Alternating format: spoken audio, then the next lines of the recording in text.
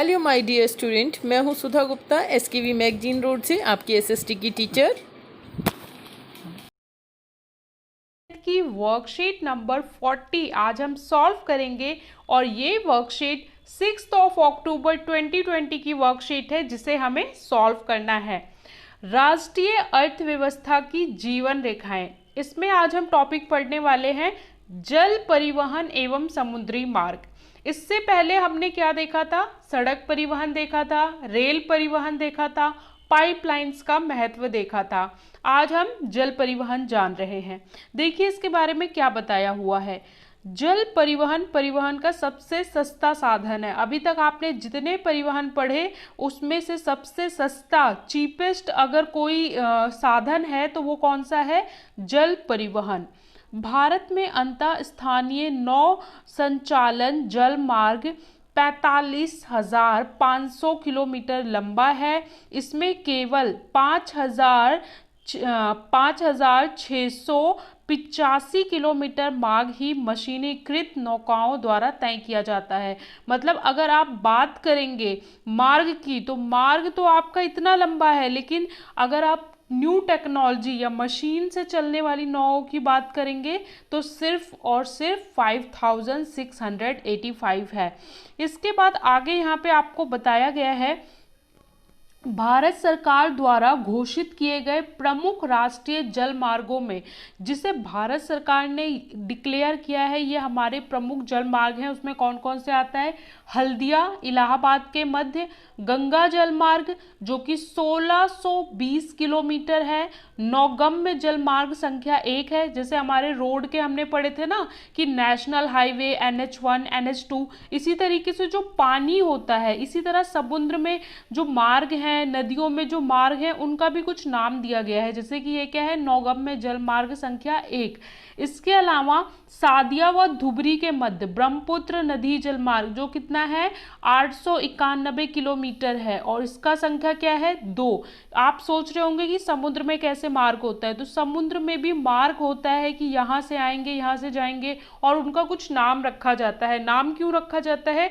जिससे उसकी बात करनी हो, उसका कहीं प्रिंट करना हो तो हम उसका नाम लेके बता सकें और उसके विकास में भी हम महत्वपूर्ण भूमिका निभा सकें। जैसे आपने देखा होगा एरोप्लेन जो चलता है वहाँ पे आपको कोई मार्ग नहीं नजर आता, लेकिन जो पायलट चला रहा होता है उसे सारे मार्ग पता होते हैं कि ये ट्रैक 1 है, ट्रैक 2 है, ट्रैक 3। इसी तरीके से हवाई में भी क्या होता है? मार्ग निर्धारित होते हैं। चलिए आगे देख लेते हैं। और केरल पश्चिम तटीय नहर कोरापुरम में कोलम तक 205 किलोमीटर नौगम्य जलमार्ग संख्या 3 का विशेष महत्व है। तो 3 प्रमुख जलमार्ग पड़े। भारत की कुल समुद्री तट रेखा अगर आप बात करें तो 7,516.6 किलोमीटर लंबी है, जिस पर 12 प्रमुख और 200 मध्यम व छोटे पतन स्थित हैं। पतन क्या होते हैं? जहां पर हम सामान को रखते हैं, लोड करते हैं, रीलोड करते हैं और एक जगह से दूसरी जगह ले जाते हैं। कराची बंदरगाह की कमी को पूरा करने के लिए मुंबई बंदरगाह पर दबाव को कम करने के लिए स्वतंत्रता के बाद सबसे पहला कांडला बंदरगाह को विकसित किया गया। तो क्या था कि जो कराची बंदरगाह था पुराने समय में, इसका बहुत महत्व था। तो मुंबई बंदरगाह दबाव को कम करने के लिए, जो मुंबई थी पहले हमारे क्या होते थे? बंदरगाह काफ़ी कम हुआ करते थे। और जो आपको याद होगा कि जो प्राचीन समय में ईस्ट इंडिया कंपनी आती है, तरह तरह के विदेशी लोग आते हैं व्यापार करने, वो कैसे आते थे? भारत में वो समुद्र के मार्ग से ही आते थे और कुछ विशेष पतन हुए करते थे, जैसे कि हमारा ये साउथ में, इसके अलावा यहाँ पे हमारा पश्चिम जो कोलकाता है वहाँ पे हुआ करता था। तो इतना ज़्यादा भार लोड, तो आधुनिक समय में नए बंदरगाहों का भी विकास किया गया। मुंबई सबसे बड़ा, पोर्ट ब्लेयर सबसे छोटा बंदरगाह है। अगर आपसे कोई पूछे कि सबसे बड़ा बंदरगाह, तो मुंबई, और पोर्ट ब्लेयर सबसे छोटा। चेन्नई हमारे देश का प्राचीनतम कृत्रिम बंदरगाह है। ठीक है। सबसे पुराना अगर कोई पूछे तो कौन सा है? तो वो है हमारे देश का चेन्नई का बंदरगाह। व्यापार की मात्रा में लादे गए सामान के संदर्भ में मुंबई के बाद इसका दूसरा स्थान है, यानी नंबर 1 पे मुंबई, नंबर 2 पे चेन्नई आता है। केंद्रीय आंतरिक जल परिवहन निगम की स्थापना 1967 में कोलकाता में की गई थी। इसके अलावा inland water veg authority of India की स्थापना शिपमेंट एवं समुद्री आवागमन के उद्देश्यों से हुई थी, कि जितना सामान एक्सपोर्ट इंपोर्ट किया जाता है, जो शिपमेंट आता है, उसके उद्देश्य से की गई थी इसकी स्थापना। इसके बाद आपको बताया गया है किसकी, inland waterways authority of India. तो ये एक ऑर्गेनाइजेशन है जिसका आपको नाम याद रखना है। इसका काम क्या होता है कि जो शिपमेंट आता है उसके लिए ये महत्वपूर्ण भूमिका निभाता है। रेलवे के आगमन से पहले जल परिवहन लोगों और वस्तुओं के आगमन का प्रमुख साधन था। रेलवे आपको पता है अंग्रेजों के टाइम में स्टैब्लिश होती है, तो जब रेलवे नहीं आया था तो उससे पहले हमारे पास एक ही मीन ऑफ ट्रांसपोर्टेशन हुआ करता था, परिवहन का साधन मुख्य, वो क्या था, जल परिवहन। आपको पता है नौका तो बहुत पहले से चली आ रही हैं, जब जहाज नहीं, ये प्लेन, उड़ने वाले बाइक, ये सब नहीं होती थी, तब भी हमारा नौका परिवहन होता था। तो लोग नदियों से ट्रैवल करते थे, समुद्रों में कैसे, जिनके पास अच्छी नौसेना होती थी, अच्छे नाव होते थे, वो एक देश से दूसरे देश भी पहुंच जाते थे। तो सबसे पहले इंसान को ले जाने का या सामान ले जाने का अगर सबसे अच्छा कोई साधन था तो वो यही हुआ करता था, जल परिवहन। वर्तमान में जल परिवहन एक सस्ता, पर्यावरण अनुकूल एवं ईंधन प्रभावी परिवहन है। अगर आप इसके फायदे बात करें तो एक तो ये सस्ता है। सस्ता क्यों है, देखियो, अगर आपको रेलवे बनाना है, रेलवे परिवहन के लिए आपको ट्रैक बनाना पड़ेगा, रेलवे लाइंस बिछानी पड़ेंगी, उसके बाद रेल निर्माण होगा और फिर इस पर चलेगी, और इसके लिए प्लेटफॉर्म, स्टेशन बनाने पड़ेंगे जिसमें काफ़ी खर्चा आता है। सड़क परिवहन में आपको सड़क बनानी पड़ेगी, उसमें भी खर्चा आएगा। लेकिन जल परिवहन में क्या होता है, आपको कुछ बनाना नहीं है, वो ऑलरेडी प्राकृतिक रूप से उपलब्ध है, बस आपको जो इसमें चलने वाले वाहन हैं वही बनाने पड़ेंगे। पर्यावरण अनुकूल, कोई भी मतलब इसमें नुकसान नहीं होता, पर्यावरण को हानि नहीं होती, हाश नहीं होता। ईंधन प्रभावी, बहुत ज़्यादा ईंधन भी नहीं लगता है। इस परिवहन के प्रयोग से भारी वस्तुओं की ढुलाई के लिए अधिक उपयोग है।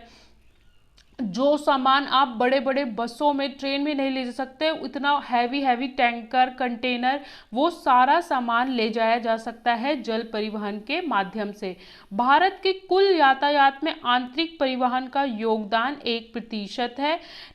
देश के कुल अंतर्राष्ट्रीय व्यापार का 90% समुद्र पतन के माध्यम से होता है। तो आप समझ सकते हैं 95% व्यापार जो होता है वो किससे होता है, पतनों के माध्यम से होता है, आज के टाइम में भी।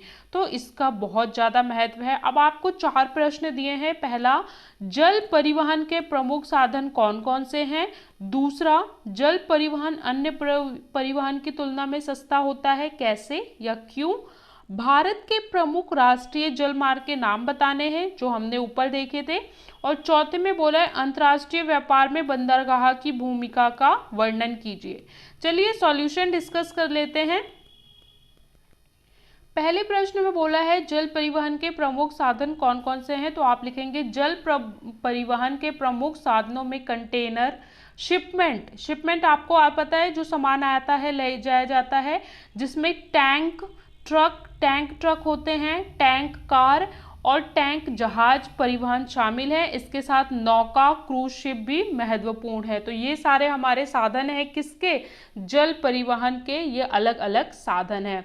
प्रश्न 2 में बोला है जल परिवहन अन्य परिवहन की तुलना में सस्ता होता है, क्यों।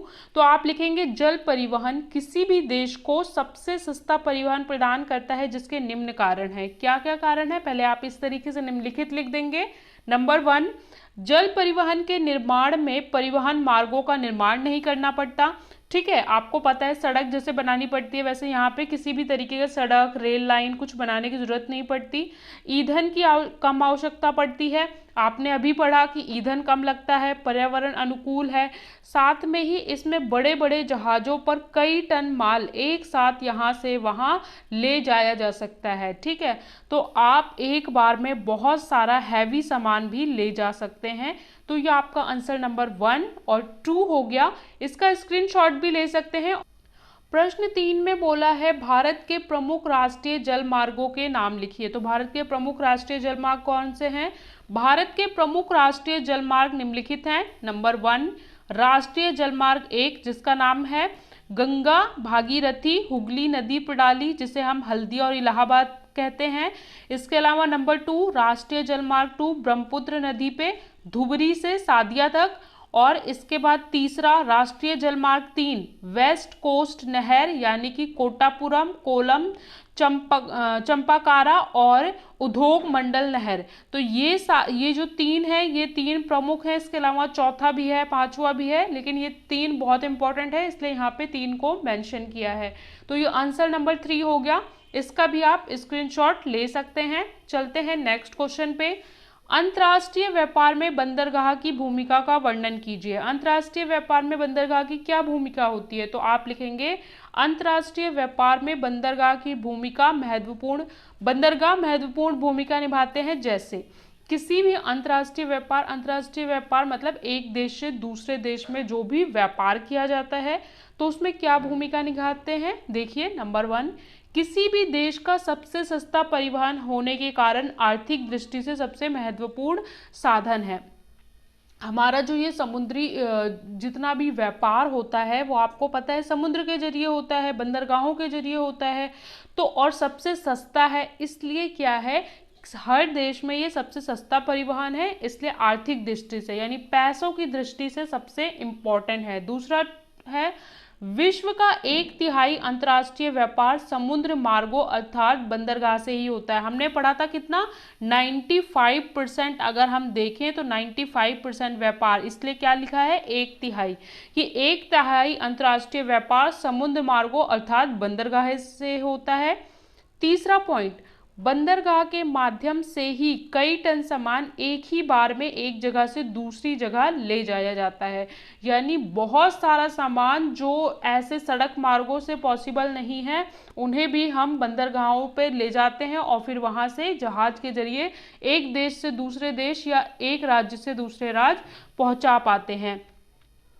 प्राचीन समय में भी व्यापार का प्रमुख साधन जल परिवहन ही हुआ करता था, जिसके फलस्वरूप आधुनिक समय में बंदरगाह का निरंतर विकास हुआ है।